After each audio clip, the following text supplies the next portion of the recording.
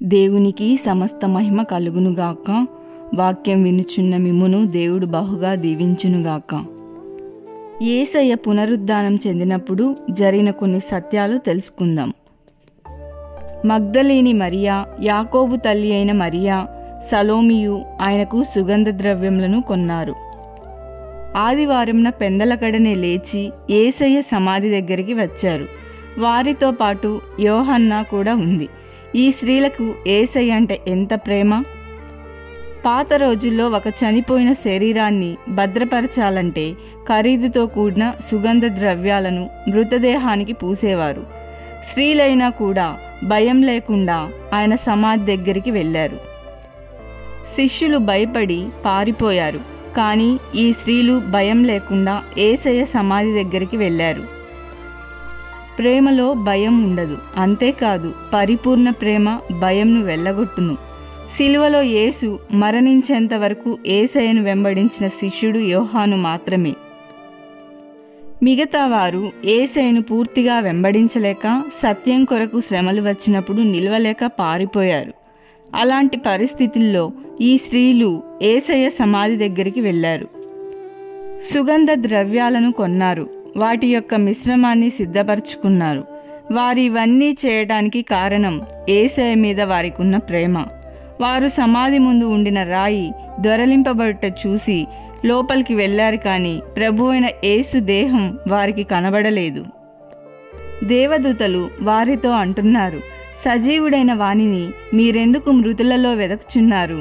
ఆయన ఇక్కడ లేడు, లేచి ఉన్నాడు. ఆయన మీతో చెప్పిన మాటలు జ్ఞాపకం చేసుకోండి అంటున్నారు. ఆ స్త్రీలలో ప్రేమ ఉంది, కానీ యేసయ్య చెప్పిన మాటలు జ్ఞాపకం లేవు. వారిలో ఒకటి కొదువగా ఉంది. వాక్యం మర్చిపోయారు. సాక్షాత్తు యేసు ప్రభువే స్పష్టంగా చెప్పాడు.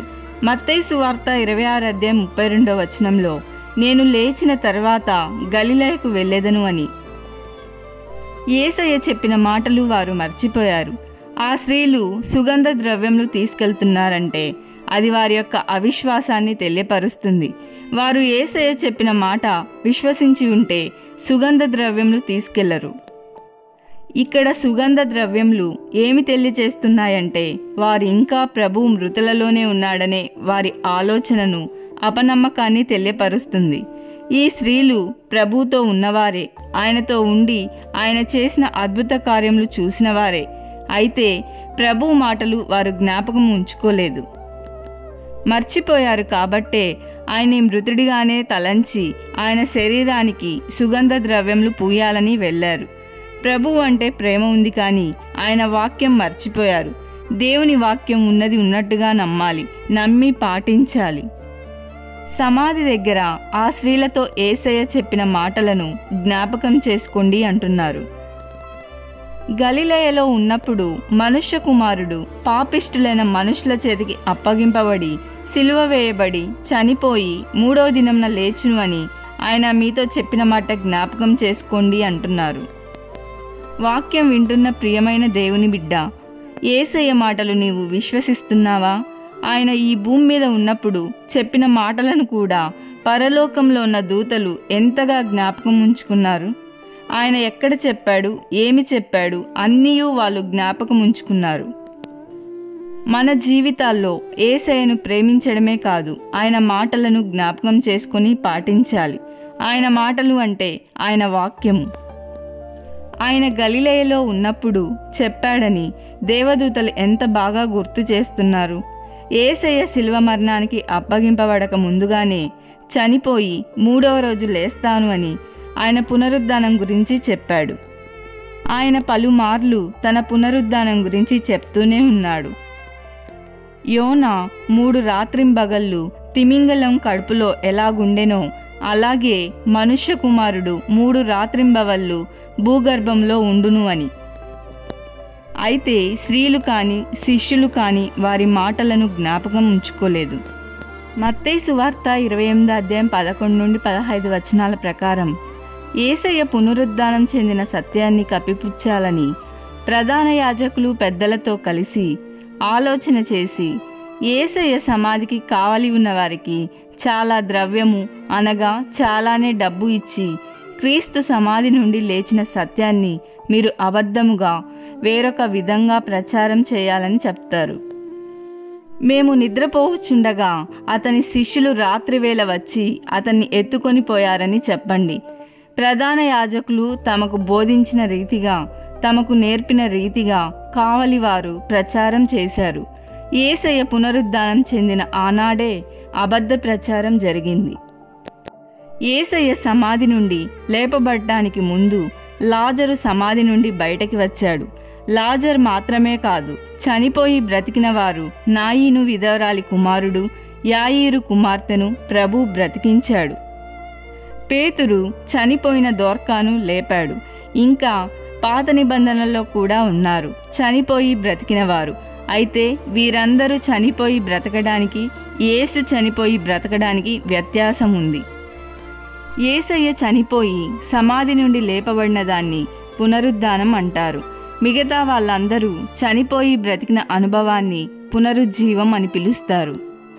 పునరుద్ధానికి, పునరుజ్జీవానికి వ్యత్యాసం ఉంది. లూకా సువార్త 20వ అధ్యాయం 36వ వచనంలో పునరుద్ధానం గురించి యేసయ్య చెప్పిన సత్యం, వారు పునరుద్ధాన కుమారులై ఉండి దేవదూతల సమానులుగా దేవుని కుమారులై ఉందురు గనుక వారికను చావనేరరు. వాక్యం వింటున్న దేవుని బిడ్డ, లాజరు సమాధి నుండి లేపబడ్డాడు. కొన్నాళ్ళు బ్రతికి మరలా లాజర్ చనిపోయాడు. కానీ యేసు ప్రభువు చెప్తున్నాడు, నేను మృతుడనైతిని గాని యుగ యుగంలో సజీవుడనై ఉన్నాను. చనిపోయి తిరిగి లేచిన తర్వాత ఇక ఎన్నడూ మరలా చావకుండా ఉండే అనుభవం పునరుద్ధానం. చనిపోయి బ్రతికింపబడి మరలా చనిపోవడం అది పునరుజ్జీవం. పునరుద్ధానం అలా కాదు. చనిపోయి బ్రతికింపబడి ఇక ఎన్నడూ చావరు. వారు దేవదూతల సమానులు. మన ప్రభు మృతి చెంది తిరిగి లేపబడి నేటికి కూడా సజీవుడై ఉన్నాడు. ఆయన యుగ యుగంలో సజీవుడైన దేవుడు. యేసయ్య పునరుద్ధానుడైన తర్వాత ఆయన మొదటగా కనిపించింది మగ్దలేని మరియకు. యేసయ్య ప్రేమ మార్పులేనిది. సమాధి దగ్గరికి వచ్చిన స్త్రీలకు ప్రత్యక్షమై చెప్తున్నాడు, మీరు వెళ్ళి నా సహోదరులు గలిలయకు వెళ్ళవలననియు వారక్కడ నన్ను చూతురని వారికి తెలుపుడి అని సందేశం పంపుతున్నాడు యేసయ్య. సిలువలో యేసు మరణించేంత వరకు వెంబడించిన శిష్యుడు యోహాను మాత్రమే. మిగతా వారు సిలువ వరకు వెంబడించలేదు. తనను విడిచిపెట్టి కలవరపడి తనని పూర్తిగా వెంబడించలేక, సత్యం కొరకు శ్రమలు వచ్చినప్పుడు నిలువలేక పారిపోయిన ఆ శిష్యులను నా సహోదరులు అంటూ గలిలయకు వెళ్ళమని సందేశం పంపుతున్నాడు. యేసయ్య ఎంత ప్రేమామయుడు. వాక్యం వింటున్న దేవుని బిడ్డ, ఒకప్పుడు ఎంతో ఆత్మీయంగా ఉంటూ ఒకప్పుడు ఎంతో ప్రార్థించే నీవు బలహీనతల వల్ల పడిపోయావా? అయితే ప్రభు నిన్ను పిలుస్తున్నాడు. ఆయన మారని దేవుడు, మారని ప్రేమతో నిన్ను చేర్చుకుంటాడు. 11 మంది శిష్యులు గలిలయకు వెళ్ళి ఆయనను చూసి మ్రొక్కారు. స్త్రీలే కాదు, తర్వాత పేతురు కూడా యేసయ్య సమాధి దగ్గరికి వెళ్ళి ఖాళీ సమాధిని చూసి వచ్చాడు.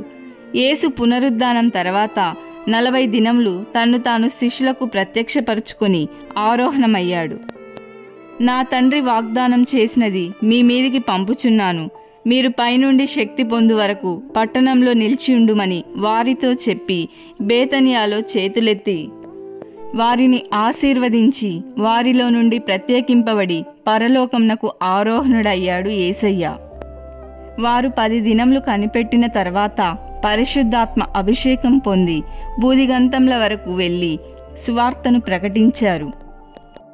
వారు తాము చూసిన వాటిని, విన్న వాటిని ప్రకటించారు. అన్నిటినీ తమ కన్నులారా చూశారు. ఆయనను మృతులలో నుండి లేపెను, అందుకు మేము సాక్షులమని వారు సత్యాన్ని ప్రకటించి హతసాక్షులయ్యారు. వాక్యం వింటున్న ప్రియమైన దేవుని బిడ్డ, పరిశుద్ధ గ్రంథంలో రాయబడిన ప్రతి మాట సత్యమే, కల్పితం కాదు. ఆ వాక్యాన్ని ధ్యానించు, ఆ వాక్యాన్ని జ్ఞాపకముంచుకో. దేవుని చిత్తాన్ని నెరవేర్చే బిడ్డగా ఉండు. దేవునికి మహిమ కలుగునుగాక. ఆమేన్.